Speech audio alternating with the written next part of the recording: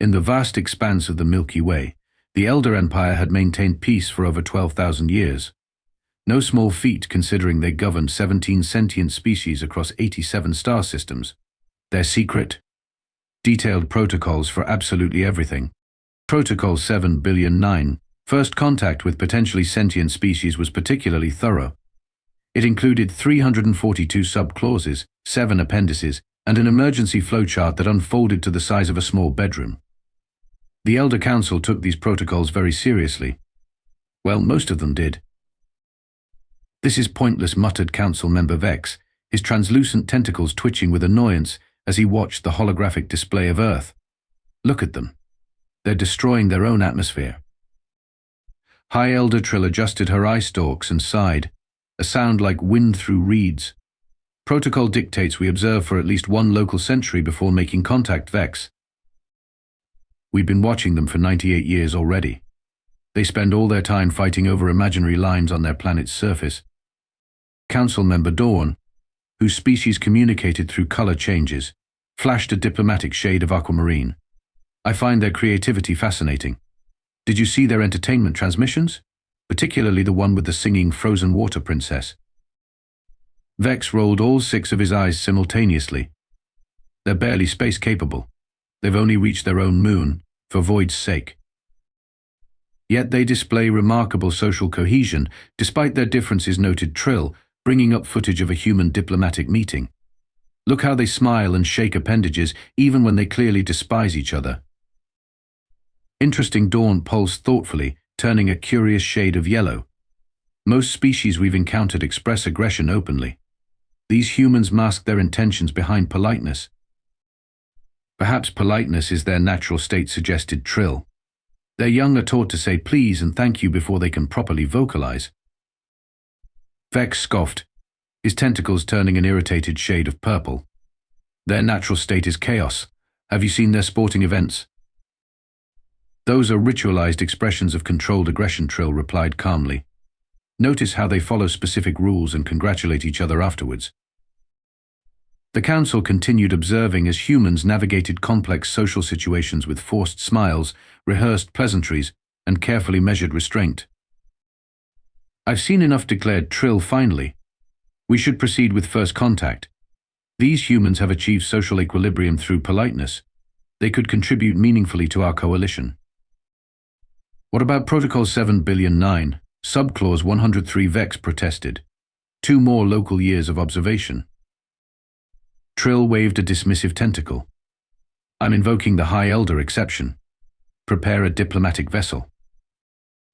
As the Council adjourned, Dawn shifted to a worried purple.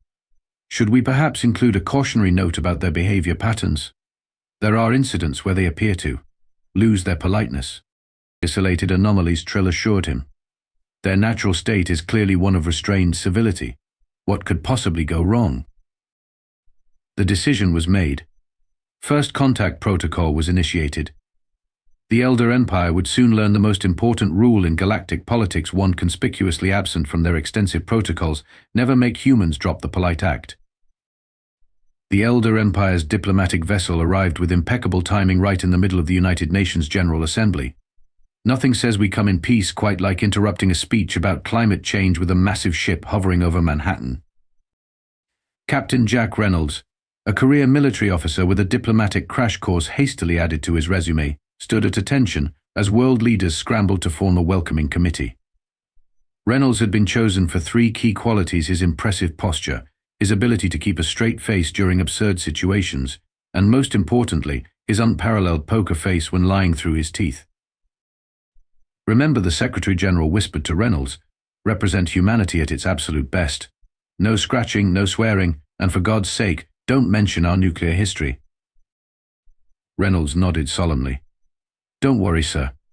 I can be so polite it'll make your grandmother seem rude." The Elder Empire delegation emerged from their ship with all the ceremonial gravity of librarians attending a silence competition. High Elder Trill led the group, her eye stalks swiveling to take in the assembled humans.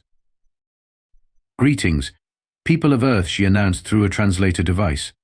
"We come seeking friendship and alliance." Reynolds stepped forward with his most practiced smile. "On behalf of humanity, We welcome you to Earth with open arms and peaceful intentions." Behind him, his hastily assembled diplomatic team maintained their professional demeanor, despite the fact that one alien looked like a jellyfish on stilts and another appeared to be changing colors faster than a disco ball. The next 72 hours consisted of carefully orchestrated meetings where humans pretended they weren't completely freaking out about actual aliens. World leaders smiled through gritted teeth as they negotiated treaty terms. Military generals shook appendages while mentally calculating how quickly they could mobilize if things went south. Scientists asked polite questions while desperately wanting to demand access to alien technology. During a private moment, Reynolds' second-in-command, Commander Maya Patel, whispered, "Is it just me, or do they seem to think we're all naturally this nice to each other?" Reynolds maintained his diplomatic smile. "Don't correct them. If they think humanity's default setting is polite cocktail party, let's roll with it." The treaty signing ceremony was a masterclass in human restraint. As cameras flashed and history was made, not a single person mentioned the glaringly unbalanced trade agreements or the suspiciously vague security protocols. High Elder Trill turned all her eye stalks toward Reynolds as they finished signing. "Captain, your species decorum is admirable. The Elder Empire welcomes humanity to the galactic community." Reynolds bowed slightly. "We look forward to a long and peaceful relationship." 6 months later, as the first human delegation prepared to depart for the galactic headquarters, Reynolds addressed his team on their private shuttle. "Remember," he said, finally dropping his smile, "we're representing Earth. Be polite, be professional, but have a plan to kill every species you meet." His team stared at him. "That was a joke," he added quickly. "Mostly. Galactic headquarters resembled what might happen if you gave an octopus architectural software and unlimited crystal. Floating platforms connected by gravity tubes formed a three-dimensional maze that had Captain Reynolds' crew popping motion sickness pills like candy." "Is it just me," whispered Lieutenant Dave Cooper, the team's engineering specialist, "or does everyone keep staring at us like we're zoo exhibits?" Commander Patel adjusted her perfectly pressed uniform. "We're the new kids in school. Act natural." "Which part of this is natural?" Dave muttered, watching a gelatinous blob float by. "I have 3 PhDs and I still feel like I should be asking permission to use the bathroom." Reynolds maintained his diplomatic posture as they entered the Grand Council chamber. Representatives from 17 species occupied various seating arrangements designed for their unique physiologies.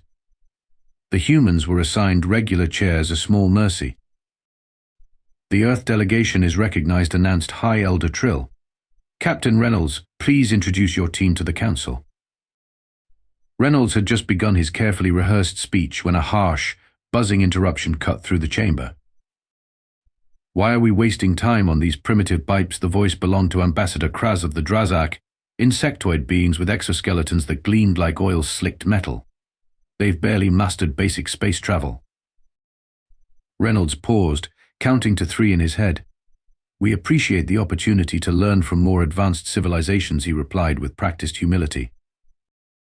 Kraz's mandibles clicked in what the humans quickly recognized as derision.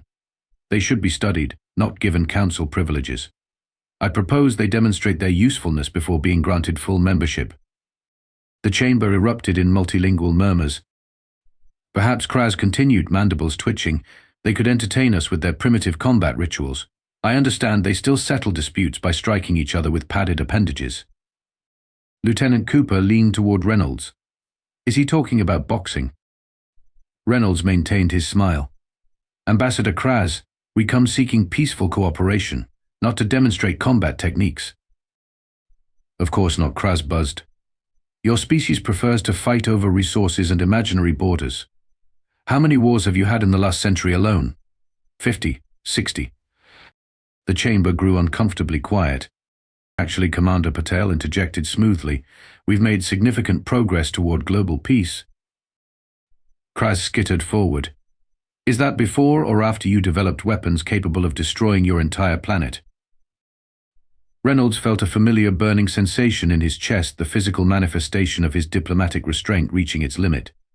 His smile remained fixed, but something in his eyes changed. Several nearby species suddenly shifted away.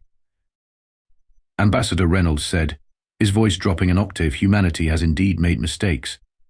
But we've learned from them. He stepped forward, still smiling. Would you like a personal demonstration of those lessons? The temperature in the room seemed to drop several degrees. High Elder Trill's eye stalks swiveled rapidly between the humans and the Drazak. Perhaps we should adjourn for refreshments, she suggested quickly. As the delegates dispersed, Kraz leaned toward Reynolds. Your politeness is just weakness disguised as civility. Reynolds' smile never faltered, but his eyes promised violence. You'd better hope that's true.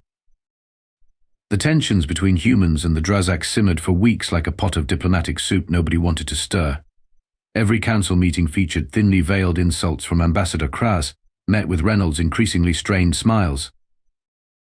I don't understand why you keep being polite to that overgrown cockroach, Lieutenant Cooper grumbled as they left yet another session. He literally suggested we should be kept as pets. Reynolds straightened his collar. Diplomacy is like poker, Cooper. You don't show your hand until you're ready to play it. Commander Patel wasn't convinced. Earth is expecting results, not a masterclass in restraint.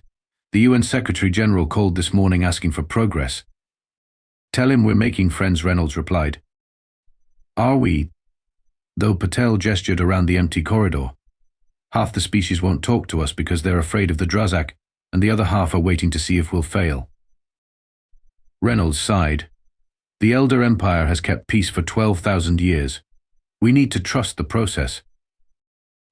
The process, as it turned out, involved a lot of committees. Humans were assigned to 17 different subcommittees, ranging from interspecies cultural exchange to standardization of waste management protocols. Reynolds suspected it was busy work to keep them out of trouble. Meanwhile, the Drazak were busy. Intercepted communications revealed they were meeting privately with other species, spreading concerns about human unpredictability. They're building a coalition against you, as Patel reported during their secure daily briefing. And it's working. Reynolds tapped his fingers on the table. Have our ships reported any unusual activity near Earth? Nothing yet. But satellite scans have detected Drazak scout vessels at the edge of our solar system. Reynolds nodded. Implement Contingency Delta. Quietly.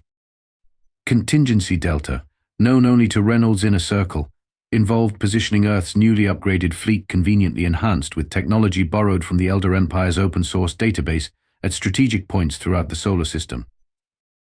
3 days later, the Drazak made their move. Ambassador Kraz entered the Grand Council chamber flanked by representatives from 4 other species. His exoskeleton gleamed under the crystal lights as he addressed the council. Esteemed colleagues, we come before you with grave concerns. The humans represent an unprecedented threat to galactic stability. Kraz projected images of Earth's military exercises and nuclear tests. They masquerade as diplomats while preparing for war. Reynolds kept his expression neutral, though his knuckles whitened around his datapad. The coalition of concerned species demands that humans be restricted to their solar system until they have evolved beyond their violent tendencies, Kraz continued. For the safety of all. High Elder Trill's eye stalks drooped slightly. Captain Reynolds, would you care to respond? Reynolds stood, adjusting his uniform. The Drazak's concerns are based on outdated information and prejudice. Humanity seeks only peaceful cooperation. Kraz's mandibles clicked rapidly. Then you won't object to restrictions on human movement and technology transfer. For safety, of course. Of course, Reynolds replied with a thin smile. Though I wonder why the Drazak scout vessels currently positioned around Earth weren't mentioned in this safety proposal. The council erupted in confused chatter. As Reynolds returned to his seat, he whispered to Patel, "Send the code to Earth." 3 words only, almost time, folks. The attack came without warning. New Montana, humanity's first extraterrestrial outpost on a terraformed moon, was a scientific settlement housing 3,000 researchers, engineers, and their families. The Drazak fleet arrived during the lunar night cycle, when most colonists were asleep. Reynolds was awakened by Commander Patel hammering on his door. "Sir, emergency transmission from Earth. The Drazak have hit New Montana." Within minutes, Reynolds stormed into an emergency council meeting, datapad clutched in his white-knuckled grip.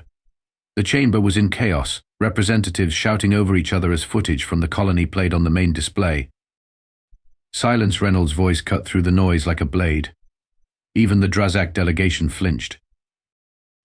Ambassador Kraz, Reynolds said with deadly calm, "Would you care to explain why Drazak warships are attacking an unarmed scientific outpost?" Kraz's mandibles twitched. "We received intelligence that the facility was developing biological weapons targeted at insectoid species." "That's a lie," Reynolds replied, not bothering with diplomatic language. "New Montana is a terraforming research station. There are children there." High Elder Trill raised her appendages for order. "This is deeply concerning. The Council will convene an emergency investigation committee too." "With all due respect," High Elder Reynolds interrupted, "while your committee deliberates, people are dying." Trill's eye stalks drooped. "Captain, I understand your distress, but we must follow proper protocols. The Elder Empire cannot intervene without." "Then we will." Reynolds straightened his uniform and addressed the entire council. "For 6 months, humanity has played by your rules. We've been polite, respectful, patient." He pointed at the display showing the burning colony. "This is what we get in return." A hush fell over the chamber. "I am hereby invoking Article 7 of our treaty, the right to self-defense. As of this moment, I am no longer asking for permission." Reynolds turned to Patel. "Commander, send the message." Patel nodded and pressed a sequence on her communicator. "Message sent, sir." Ambassador Kraz buzzed with amusement. "What message? A plea for help? Your planet is weeks away at your primitive speeds." Reynolds smiled. Not his diplomatic smile, but something older and more terrifying, the smile of a predator. "Actually, Ambassador, humanity has been understating certain capabilities." On the main display, the footage from New Montana suddenly showed new ships appearing, sleek, dark vessels emerging from what appeared to be nowhere. "Stealth technology," Reynolds explained conversationally. "We've had it for decades, just never mentioned it." The council watched in stunned silence as the human vessels engaged the Drazak ships with devastating precision. What should have been a one-sided massacre quickly turned into a rout in the opposite direction. "You see," Reynolds continued, pacing slowly before the Drazak delegation, "when humans are polite, it's not because we're weak. It's because we're giving you a chance to be reasonable." He stopped directly in front of Kraz. "You just wasted that chance." Reports flooded in from across the galaxy, human ships appearing near every Drazak outpost and fleet concentration. Earth had deployed not just a defense force, but an entire armada that had somehow remained hidden from galactic sensors. High Elder Trill's voice was barely audible. "What have we unleashed?" 48 hours. That's all it took for humanity to completely neutralize the Drazak military capability across 3 star systems. Not destroy, neutralize. As Reynolds explained to the stunned council, "We're not barbarians. We just needed to make a point." The emergency session of the Elder Council resembled a funeral more than a diplomatic meeting. Representatives spoke in hushed tones, casting nervous glances at the human delegation. "How?" High Elder Trill finally asked, her voice quavering. "How did you conceal such military capacity?" Reynolds leaned back in his chair, looking remarkably relaxed for someone who had just orchestrated an interstellar military campaign. "High Elder, humanity has been playing hide and seek with itself for centuries. We've had to conceal our military capabilities from each other long before we met you." "But the treaty requirements?" "The technology assessments." Trill's eye stalks drooped in confusion. "We provided exactly what was asked for," Commander Patel interjected smoothly. "The treaty required disclosure of our standard military capabilities. These were specialized assets." Lieutenant Cooper couldn't help adding, "It's called strategic ambiguity. We wrote the book on it. Several books, actually." The council chamber door slid open, and a delegation of Drazak representatives entered, minus Ambassador Kraz, who had mysteriously requested immediate retirement from public service. The new Drazak ambassador, Viz, approached with mandibles held low in submission. The Drazak hegemony formally surrenders to human forces and requests terms. Reynolds nodded politely. "The humans accept your surrender. Our terms are simple: reparations for New Montana, a public apology, and a non-aggression pact." Viz's compound eyes blinked rapidly. "That's all." Did you expect us to demand your extinction? Reynolds raised an eyebrow. We're civilized, Ambassador, even when we're angry. After the Drazak delegation departed, High Elder Trill called for a private meeting with Reynolds. Captain, she began, her voice still unsteady, it seems we've fundamentally misunderstood human nature. Reynolds smiled his diplomatic one this time. Not entirely. Humans genuinely prefer peace and cooperation. We're just prepared for alternatives. I believe, Trill said slowly, that our alliance requires renegotiation, with more accurate understandings. 3 weeks later, a new treaty was signed. The ceremony was subdued compared to the first, but the respect in the room was palpable. As Reynolds affixed his signature to the document, High Elder Trill leaned toward him. We've added a special advisory to our first contact protocol. It simply states never make humans drop the polite act. Reynolds chuckled. That's probably wise. 6 months later, the galactic headquarters had changed noticeably. Whenever humans entered a room, conversations would pause. When humans made suggestions during council meetings, they were adopted with suspicious speed. The cafeteria always seemed to have Earth cuisine available, despite the chef's notorious reluctance to prepare foreign food. Lieutenant Cooper nudged Commander Patel as they watched a group of Mizik diplomats practically leap out of their path. Is it just me, or is everyone being really nice to us lately? Patel maintained her professional demeanor, but a smile tugged at the corner of her mouth. I think they finally understand us. What? That we can kick ass when necessary? No, she replied. That we smile not because we're weak, but because the alternative is terrifying. As if to prove her point, Captain Reynolds walked by, greeting various alien representatives with his most charming diplomatic smile. They responded with nervous enthusiasm, nobody daring to be the one who might make humans drop the polite act. You know what's funny? Cooper mused as they followed Reynolds. Most humans are actually quite nice. Commander Patel nodded. True, but the galaxy doesn't need to know that yet. As they entered the council chamber, Reynolds whispered to his team, Remember, be polite, be professional. ... But have a plan to kill every species we meet, they finished in unison. And then they smiled.